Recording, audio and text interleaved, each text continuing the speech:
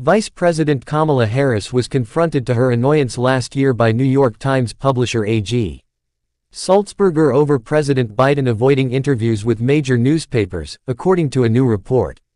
In a piece highlighting an ongoing feud between the Biden White House and the New York Times, Politico magazine reported Thursday that Sulzberger confronted Harris for several minutes last May, when she visited the Times headquarters for an off-the-record meeting with reporters. Subscribe my channel for update news. After Sulzberger questioned Harris on why Biden had not done sit-down interviews with major newspapers, including his own, Harris told him to get in touch with the White House press office. She later grumbled to her aides, Politico reported, about the exchange being a waste of time. The Politico report outlined growing frustrations and mistrust between the administration and the New York Times, with Biden aides saying the paper feels too entitled to special treatment, while those at the Gray Lady feel Biden isn't being realistic about its role. The New York Times confirmed the account of Sulzberger confronting Harris and chastised Biden for his historic avoidance of one-on-one interviews. It also said it was untrue that the Times had in any way altered its coverage out of frustration with the president for not sitting down with its reporters. Biden has granted far fewer press conferences and sit-down interviews with independent journalists than virtually all of his predecessors.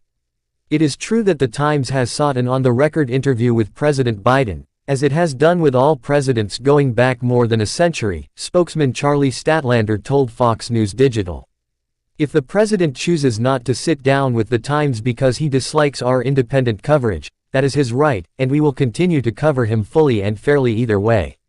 In meetings with the vice president and other administration officials, the publisher of the Times has focused instead on a higher principle, that systematically avoiding interviews and questions from major news organizations doesn't just undermine an important norm, it establishes a dangerous precedent that future presidents can use to avoid scrutiny and accountability, he continued. That is why Mr. Sulzberger has repeatedly urged the White House to have the president sit down with the Washington Post, the Wall Street Journal, Reuters, CNN and other major independent news organizations that millions of Americans rely on to understand their government. Finally, the notion that any line of coverage has been ordered up or encouraged in retaliation for declining an interview, or any other reason, is outrageous and untrue.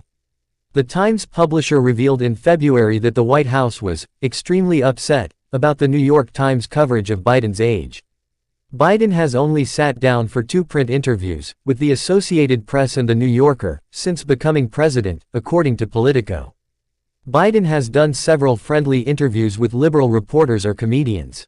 Most recently, he joined late-night host Seth Meyers for an interview in late February, and did a sit-down with MSNBC's Jonathan Capehart in March. He also did an interview with Nexstar's Rashad Hudson in mid-April.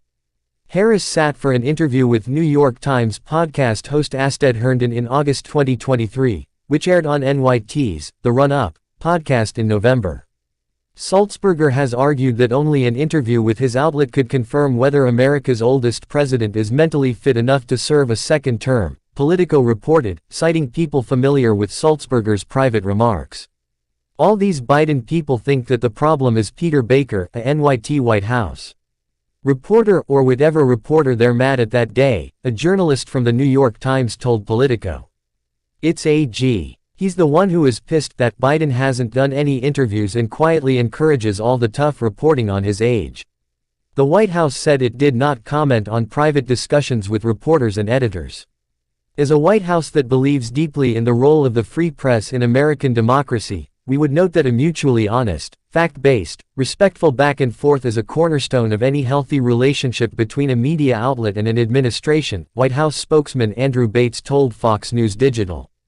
We have that kind of dialogue with the New York Times and many other media organizations.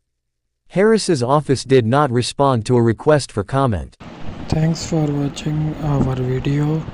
Please subscribe my channel and press the bell icon for more information news, and also share video with your friends and comment down in the comment box.